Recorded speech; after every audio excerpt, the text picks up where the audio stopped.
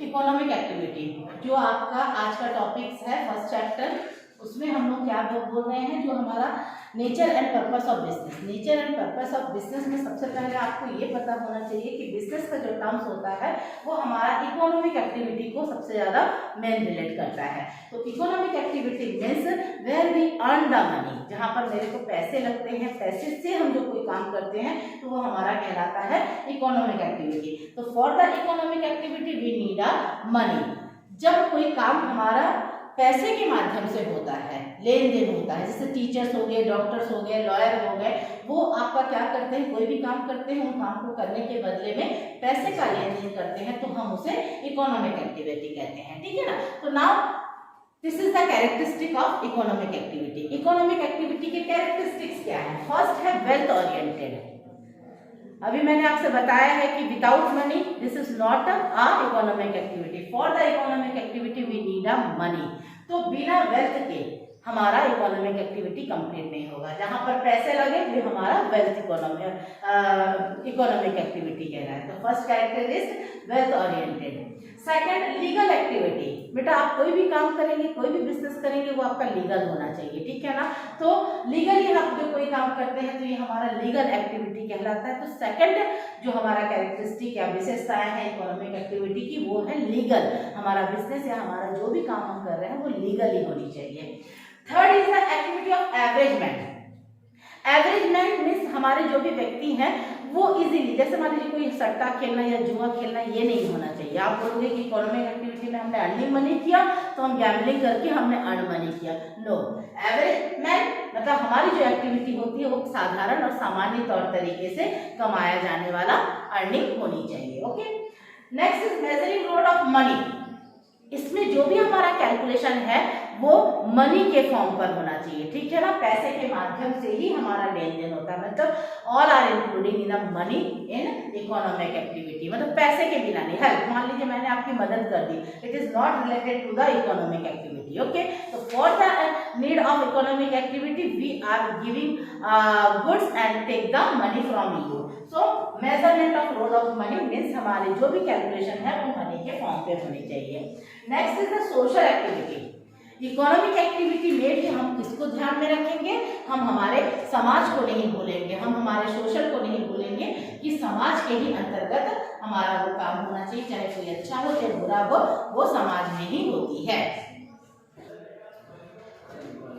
जैसे कि आप लोगों को अभी हम लोगों ने इकोनॉमिक एक्टिविटी बताया, उसी तरह से नॉन इकोनॉमिक एक्टिविटी।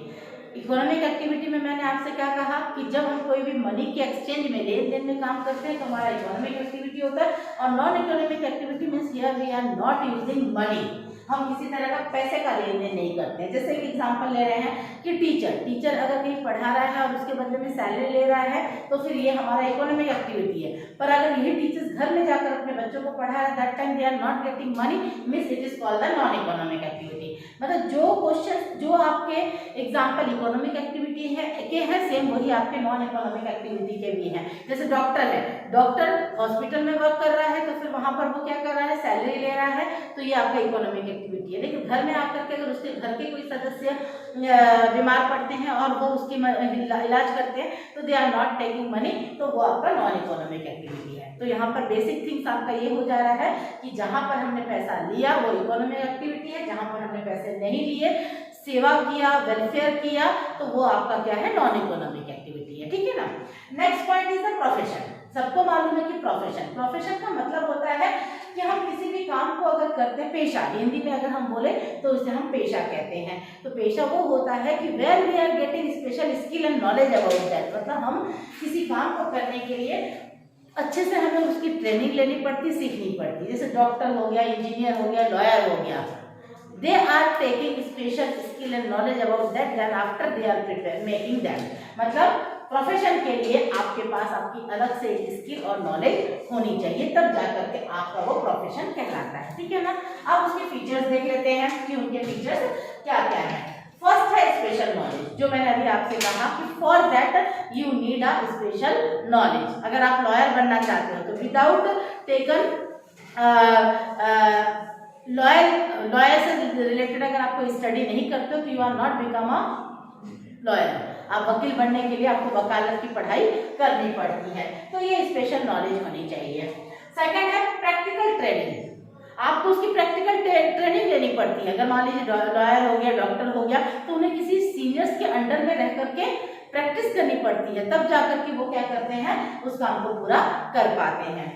नेक्स्ट है प्रोफेशनल एसोसिएशन। अब इस तरह की जो प्रोफेशनल होते हैं उनका एक एसोसिएशन यानी संगठन बना हुआ होता है, जिसके अंडर में वो रहते हैं कि एक एसोसिएशन बना हुआ है, डॉक्टर्स का एक एसोसिएशन हो गया या इंजीनियर का एक एसोसिएशन, तो इस तरह से एक संघ बना हुआ रहता है, जिसके अंतर्गत हम, जैसे कोई म्यूजिक एकेडमिक होता है, डांस एकेडमिक होता है, तो भी आपका एक एसोसिएशन होता है ना डांस एसोसिएशन से, क्योंकि for the dancing, for the singing also you need a special skill and knowledge, है ना। नेक्स्ट है डोमिनेंस ऑफ सर्विसेज मोटिव। यहाँ पर आपके जो भी काम है, ये जो आपके वर्क है, डोमिनेंस का मतलब हो जा रहा है कि आप जब भी कोई काम को कर रहे हैं तो उसके लिए आपका पूरी तरह से समर्पण की भावना होनी चाहिए। अगर कोई प्रोफेशनलिस्ट अपना काम कर रहा है तो पूरी तरह से अपना सेवा भाव देता है, यानी पूरी तरीके से अपना 100% देने की काम करता है। डॉक्टर है तो डॉक्टर क्या करता है, हमेशा ये कोशिश करता है कि 100% वो क्या करे, अपना सेवा दे दे। तो ये हमारा सर्विस मोटिव होती है, उनका मुख्य उद्देश्य सेवा करना होता है, ठीक है। लास्ट है code of conduct. Code of conduct का मतलब होता है कि किसी भी काम को आप बहुत ही फॉर्मेलिटीज के साथ, फॉर्मल यानी बहुत सही तरीके से, तौर तरीके से करिए, ताकि उसमें किसी तरह का कोई प्रॉब्लम ना हो। मतलब आपका यहाँ पर क्या होना चाहिए, एक स्पेशल सारे थिंग्स जो है वो दिखने चाहिए कि हम फॉर्मेलिटीज के साथ, रूल्स रेगुलेशन के साथ काम को कर रहे हैं।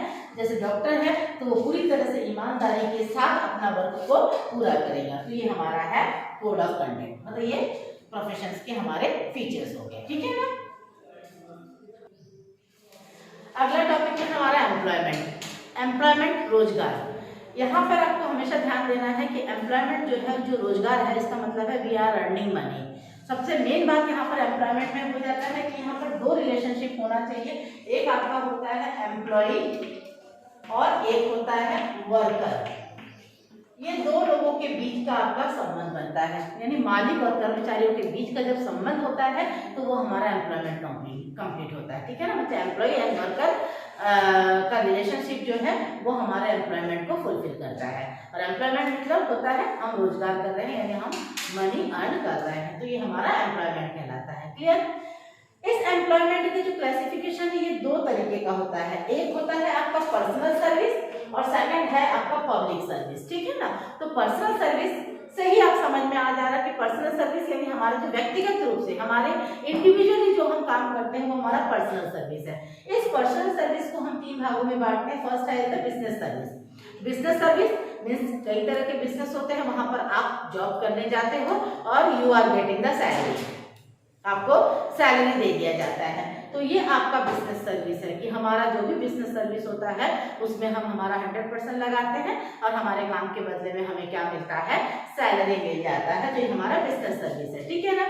Second is independent service. Independent service का मतलब होता है कि हमने खुद अपना कुछ बिजनेस खोला, means no one control over us, हमारे ऊपर किसी का कोई कंट्रोल, कोई नियंत्रण और मैनेजमेंट नहीं रहेगा, जो हम चाहेंगे वही हम करेंगे, तो ये मेरा इंडिपेंडेंट सर्विस हो गया, मैं अपने बलबूते पर अपने हिसाब से काम करें।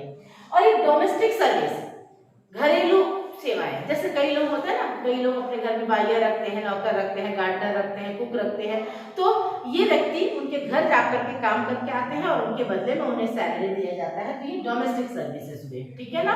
तो ये तीन जो है पर्सनल सर्विस है, बिजनेस सर्विस यानी आप किसी बिजनेस फॉर्म में वर्क करने चले गए और सैलरी लिए।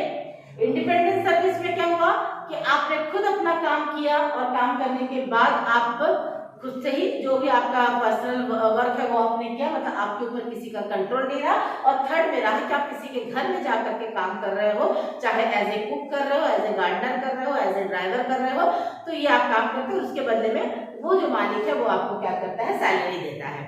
पर इन तीनों में ही क्या हो रहा है, आपका वर्कर और एम्प्लॉय का रिलेशनशिप बन रहा है, मतलब कहीं ना कहीं से आपको क्या है, पैसे अर्न कर रहे हो। पब्लिक सर्विस, पब्लिक सर्विस जैसे सेंट्रल गवर्नमेंट का जॉब हो गया या गवर्नमेंट के अंडर का कोई भी जॉब हो गया, तो आपको मालूम है जैसे रेलवे कंपनी में काम करना या फिर किसी गवर्नमेंट सेक्टर पे आपका जॉब करना, तो यहाँ पर अगर आप करते हो तो फिर वहाँ पे गवर्नमेंट के द्वारा आपको क्या मिलता है, पैसे मिलते हैं। लेकिन फिर भी वहाँ पर ये हमारा ये दो चीज एम्प्लॉय और वर्कर का जो रिलेशनशिप है वो बिल्कुल बनता है, ठीक है ना। मतलब हमारा एम्प्लॉय और वर्कर की जो रिलेशनशिप है वो वहां पर बरकरार रहता है, चाहे आप पर्सनल सर्विस करिए चाहे आप पब्लिक सर्विस कीजिए, दोनों में ही एम्प्लॉय और वर्कर के बीच का रिलेशनशिप होते हैं, ठीक है ना। तो ये हमारा एम्प्लॉयमेंट कंप्लीट हुआ। क्लियर?